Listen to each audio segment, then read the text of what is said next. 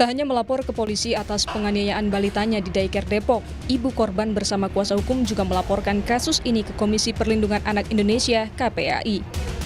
KPAI menyatakan akan mengawasi kasus ini untuk memastikan proses hukum berjalan.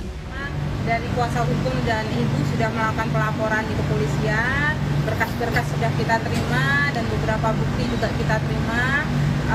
Pengaduan KPAI tahap berikutnya akan melakukan telaah dan dilanjutkan dengan koordinasi dengan beberapa pihak, termasuk dengan pihak kepolisian, untuk memastikan kasus ini berjalan sesuai hukum yang berlaku.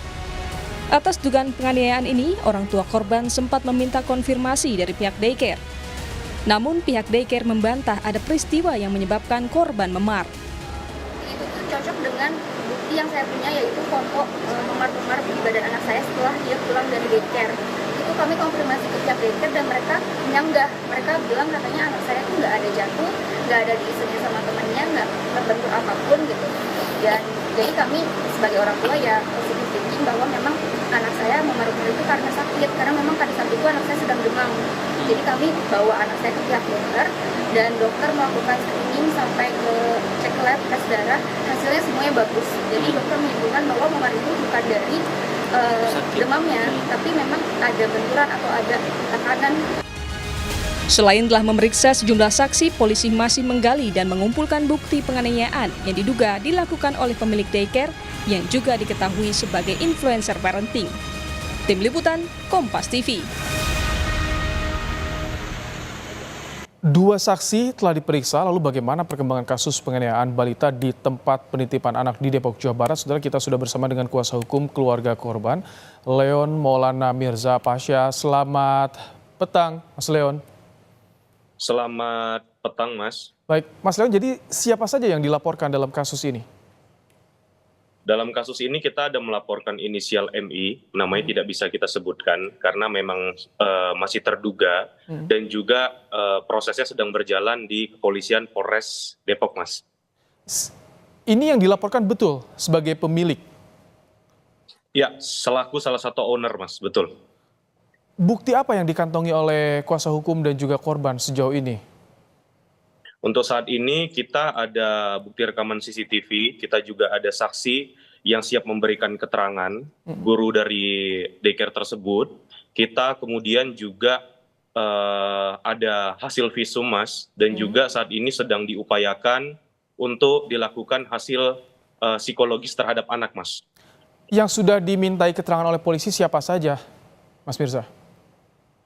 Saat ini dari pihak pelapor sudah dilakukan interview oleh pihak berwajib, oleh pihak kepolisian, dan juga ada beberapa saksi yang sudah dilakukan pemeriksaan, sehingga harapan kami apabila saksi-saksi ini nantinya telah dilakukan pemeriksaan, maka terlapor dapat ditindaklanjuti pemeriksaan terhadap terlapor, Mas. Mas Leon, bisa Anda ceritakan bagaimana awal mulanya orang tua korban curiga dengan ada dugaan penganiayaan di daycare ini, Mas Leon?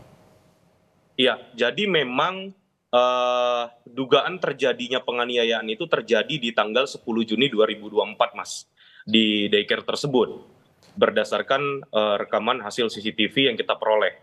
Jadi untuk orang tua mengetahui sendiri, itu baru mengetahui di tanggal 24 Juli, Mas. Jadi sebulan setelahnya orang tua baru mengetahui berdasarkan pengaduan dari guru yang ada di daycare tersebut, menghubungi klien kami, mendatangi rumah klien kami, kemudian menjelaskan bahwa anak dari klien kami merupakan korban dari penganiayaan yang dilakukan oleh pemilik dari daycare tersebut. Dan juga diberikan beberapa bukti bahwa terdapat penganiayaan tersebut, Mas, seperti itu. Itu bukti yang sudah didapat saat itu termasuk CCTV yang saat ini sudah dikantongi? Betul, saat ini kita sudah mendapatkan bukti CCTV dan juga sebenarnya, Mas, kalau ditarik mundur ya, pada saat tanggal 10 Juni 2024 tersebut, jadi klien kami itu sebenarnya curiga pada saat pulang, kenapa anaknya kemudian mengalami luka lebam di bagian dada dan punggung.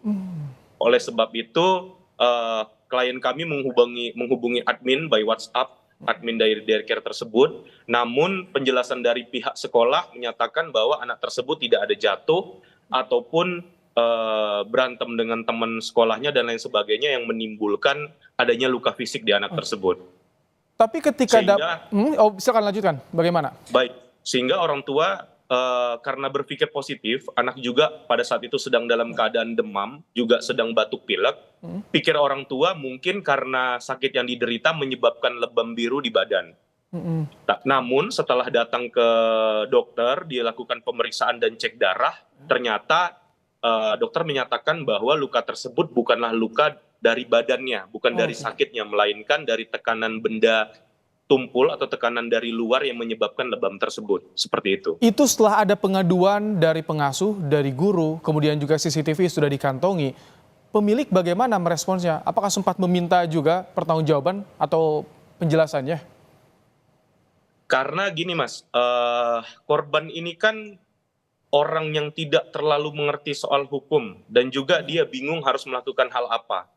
Maka sebagai bentuk langkah proteksi preventif dan juga agar aman untuk korban dan juga keluarga korban maupun dari orang tua, mereka ambil langkah upaya pelaporan di tanggal 29 Juli. Pelaporan di Polres Metro Depok. Seperti itu. Ini menurut informasi, apakah hanya satu balita yang diduga menjadi korban atau diduga ada juga balita lain menjadi korban di daycare ini, Mas? Berdasarkan bukti yang kita pegang, saat ini ada 2 yang menjadi korban dan sedang proses juga akan memberikan kuasa kepada kita untuk kita bantu perlindungan secara hukum.